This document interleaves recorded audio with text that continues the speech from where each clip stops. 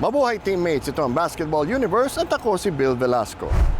Ang bahaging ito ay hatid sa inyo ng Smart Sports. Magandang balita para sa mga fans ni Vic Manuel aka The Muscle Man. Dahil matapos ang isang season na paglalaro ng MPBL, siya ay nakabalik na sa kanyang dating tahanan na ngayon ay kilalang Converge Fiber Xers.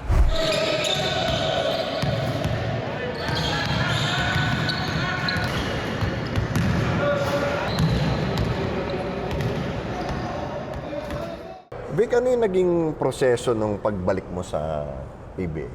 Unang-una, sa bakasyon talaga ako nito eh. So, nag-enjoy na ako sa bakasyon. Tapos, si Coach D.I., actually game 3 pa lang, nung finals namin nung Abra. Pinakausap niya na ako na pinag-uusapan daw nila ako dito sa Converge kung gusto ko daw bumalik. So, sinabi ko kay Coach, pag-isipan ko muna kasi parang bugbog din ako sa MPBL. Halos 9 months kami naglalaro doon. Yun, after a week, tumawag ulit siya. Sabi ko, sige Coach, pero tapusin ko lang yung bakasyon ko. Tapos yun, tinawagan na rin ako ni Coach Franco hanggang sa pinapunta na ako dito. Ano ba yan? Parang reunion? Kasi puro mga dating taga-Alaska rin yan eh. Oh, ayun yung sinasabi nila, parang reunion eh. Pero kasi itong team na to, iba na eh. Iba na yung ano. Pero nagkataon lang na naiwan pa yung iba dito. So, yun. Tapos, nabili ng Converge, diba? So, yun, parang sasabi na, parang mini reunion sa amin. So, yun, masaya naman ako na nakasama ko ulit sila. Inaasahan mo ba na makakabalik ka pa sa PBA? Actually, ano eh, bago mag-start yung last All Filipino, kinokontak na rin ako nung Titan. Titan.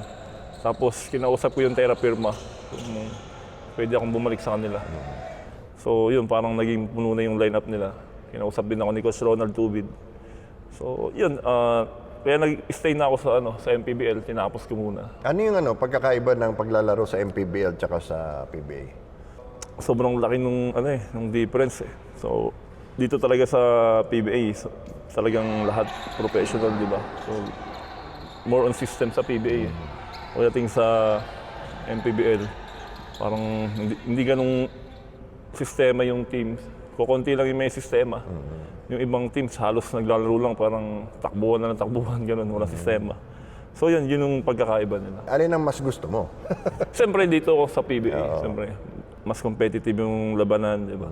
Tapos talagang every team nagpe-prepare, di ba?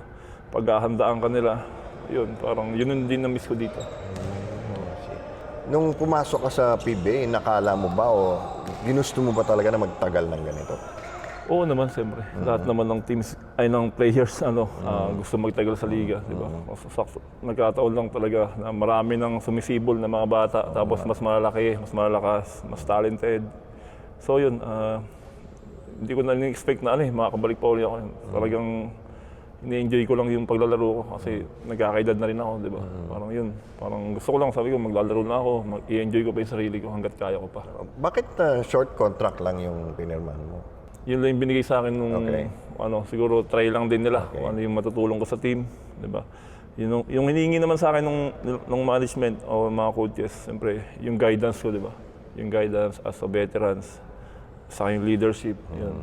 So, yun, papakita ko lang kung ano yung matutulong ko ngayong conference, di ba? So, bahala na next kung ano mangyari, kung extend o expired na, di ba? Okay. Siguro, as a last question na lang, ano ang pinagbago ng PBA dun sa isang taon na nawala ka? Sobrang iba na eh. Sobrang talagang pagbalik ko, sobrang talented na talaga yung mga players ngayon eh. Tapos ang lalaki, parang pagbalik ko dito, nangliliit na ako. Di ba?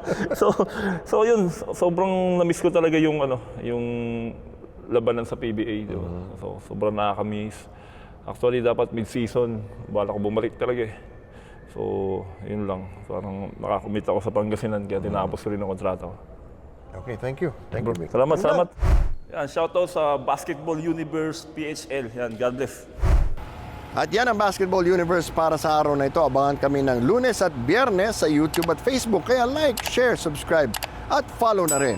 Nais namin pasalamatan ang Smart Sports.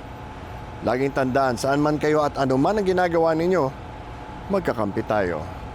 Ako si Bill Velasco at ito ang Basketball Universe. Merry Christmas!